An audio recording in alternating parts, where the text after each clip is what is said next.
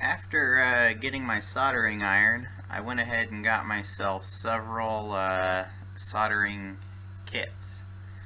This is the first one that I got, and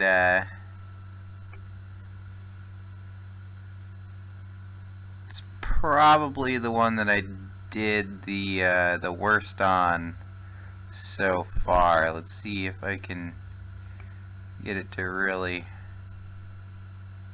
focus in here real close. Alright, so you see these two right here. This is what I'm talking about when I say lumpy and like a cold solder joint. It means that I didn't get the pad and the lead hot enough to flow the solder into the hole, because these are what's called through hole soldering. Alright, and up here I did really bad on this LED light, and I didn't have any helping hands or anything to really help me. This was actually really hard. This is probably the hardest board that I've had to keep the components on it while I was actually doing the soldering. And the best joints would be these two. These two are actually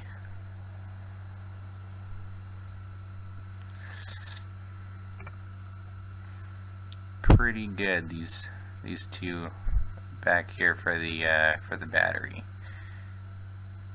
All right. So the next kit that I did was this guy right here, and this is actually this would be like a horn for like a remote control boat or car, or whatever you wanted. I actually did a little bit better job on all the joints. They're all at least passing. This is, if you ordered something on the internet, guarantee a lot of the times the joints are gonna look something like this, and which is okay, but it's not the best soldering, and I'll show you that in a minute. And so on this board I actually messed up and flipped this component around backwards.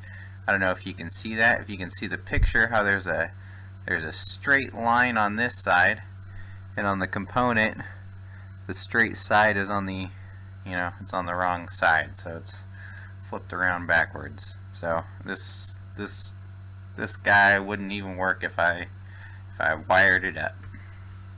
But it was fun to do.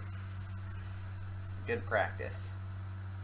Alright, so the next thing that I did was definitely a lot more complicated. I went ahead and did this AM FM radio, and you can tell it probably has like, I don't know, like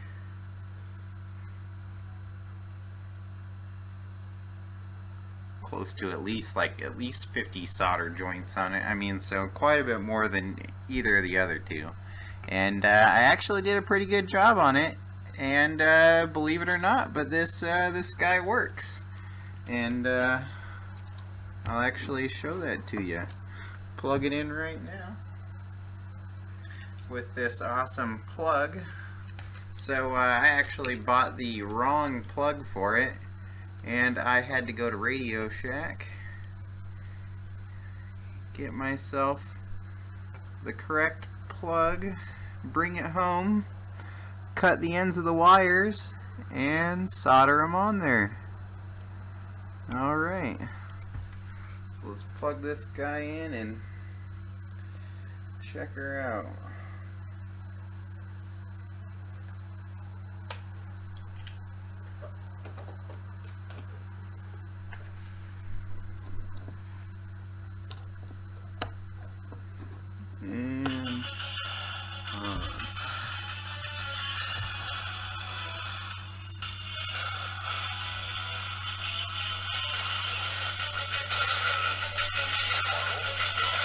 Alright, I don't want to play too much. Don't need to be getting no copyright or nothing. I just wanted to show you that it works.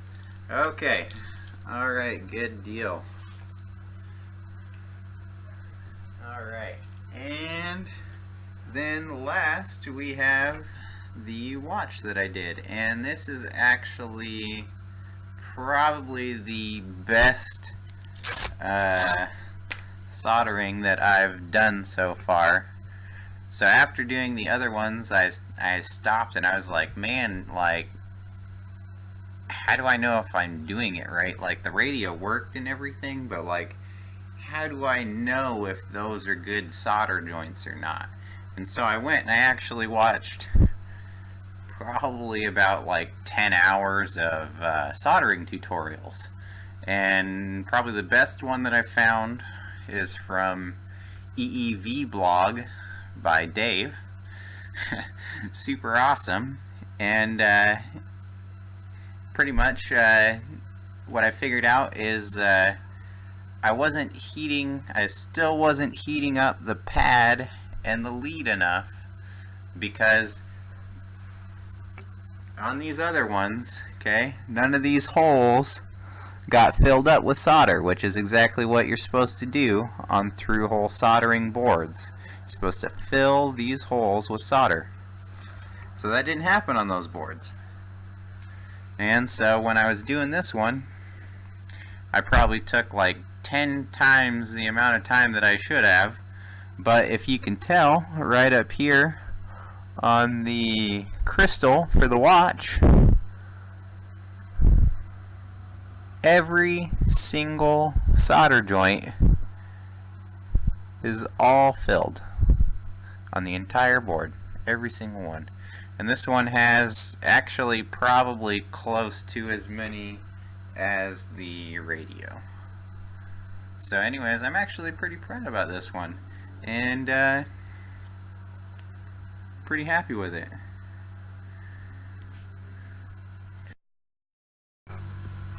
Alright, and so I just wanted to add the reason why these didn't fill the holes all the way is because there's still a cold solder joint. And how you can tell is they are bubbled up more. And see how they're bubbled up pretty far off the board and bubbled out. They're actually supposed to almost like kind of like go in as you go towards the lead. And if you can tell on my watch, or not here, but anyways, they just don't do that anywhere near as bad, bubble out, and they're just a lot cleaner and filled the holes all the way, which is what we're looking to do. So just a real quick last thing to add. When I first got this, it actually had a much thinner tip on it, and that was actually part of the reason why I wasn't heating the pad and the lead up enough. And so I bought some extra tips on the internet and picked out this larger one, and since I've been using it, it's been working out much better. And so I actually think that part of the reason for that is that the extra metal and mass on there actually also helps to heat the pad and lead up, just like tinning the tip would. Alright, and so if you stuck around for this far, don't forget to like, dislike, leave a comment, and you know, I'll see you soon again with some more soldering videos. Maybe next time I'll have a soldering kit for us to do. Alright, see you next time.